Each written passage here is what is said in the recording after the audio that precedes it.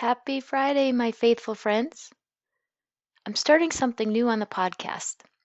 I'm adding a second episode each week, an episode in which we tie a bit more scripture and reflection to the feature episode of the week. If you recall, the previous episode this week focused on the consequences of people pleasing. Tune in today as we look a bit more at what the Bible has to say about this topic. Welcome to the Grace-Filled Leader Podcast. Do you want better work-life balance? Do you get stuck in patterns of perfectionism and people-pleasing? Have you always been an overachiever, but never really feel good enough, no matter how much outward success you achieve? Hi, I'm Tanya, a wife, mom, leader, Christian life coach, and Jesus lover.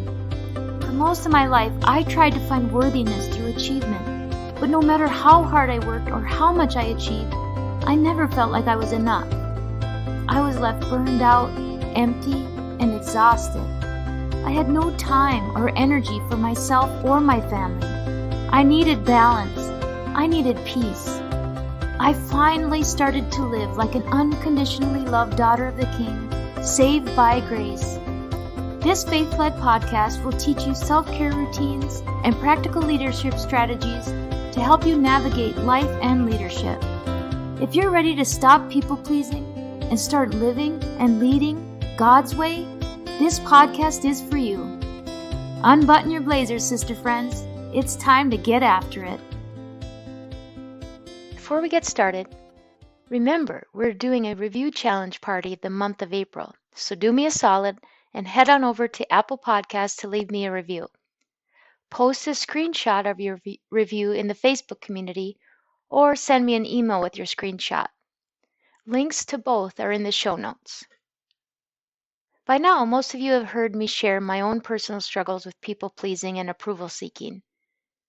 It has manifested itself in so many ways throughout my life, as far back as I can remember, and in ways we haven't even talked about yet. It wasn't until I was just exhausted and somewhat crushed under the weight of it that I began to find my way out. And that only came through surrender and the realization that I needed to turn my eyes to the Lord. The Bible very clearly tells us that we ought not seek the approval of man above God. That actually is a form of idolatry. Anything we put before God is an idol. So what does the Bible say about people-pleasing? Well, let's look at Proverbs chapter 29, verse 25. I'm going to read the NIV translation and from the Message. The NIV translation says, "Fear of man will prove to be a snare, but whoever trusts in the Lord is kept safe." And the Message says, "The fear of human opinion disables.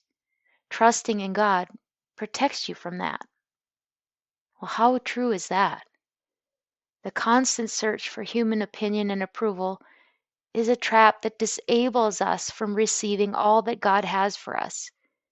We end up being spectators rather than actively participating in the abundant life that God intends for us when we seek Him first. Some people are so addicted to the approval of others, it can actually have dire consequences. Imagine that things that would never have been accomplished had people listened to the naysayers in their lives. The Wright brothers certainly weren't the experts in the field of avionics, and many thought and said they would never fly, that they would fail. But they had a passion and a purpose, and they did not let the critics stop them.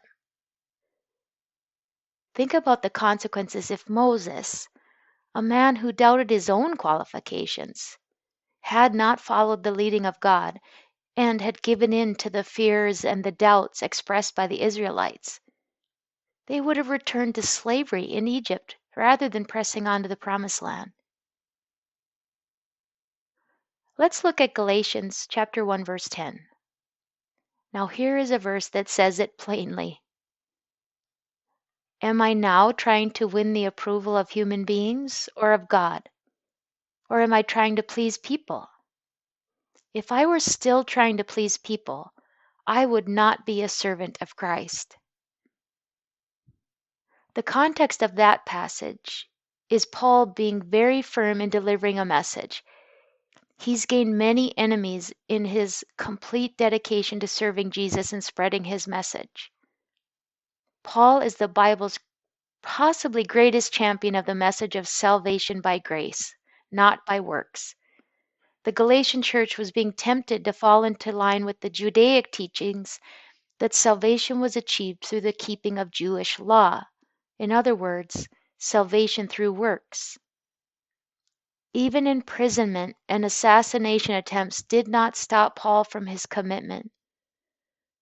While he once sought the approval of man, after his encounter with Jesus, he risks the hatred of people out of his deep desire to please Christ and spread the gospel message of salvation through grace. Could then the reverse be said of us? That we are not fully serving Christ when we are trying to win the approval of man? There are so many more scriptural references that support this message.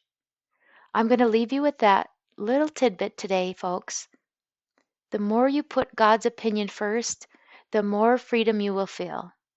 So have a faith-filled and grace-filled Friday, my friends.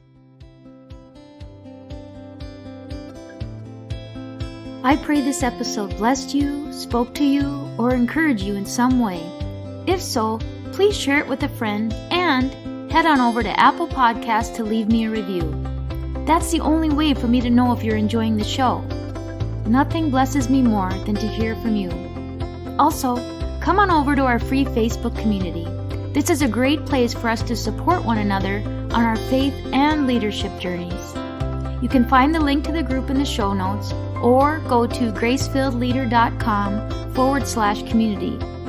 If you have questions or content ideas for the show, please send me a message on SpeakPipe or via email. Go to gracefilledleader.com/contact and leave a written or voice recorded message. I would love to know how I can best serve you on the podcast. Now to Him who can do immeasurably more than we can ask or imagine, according to His power that is at work within us. Ephesians 3, verse 20. Until next time, my friends, God bless.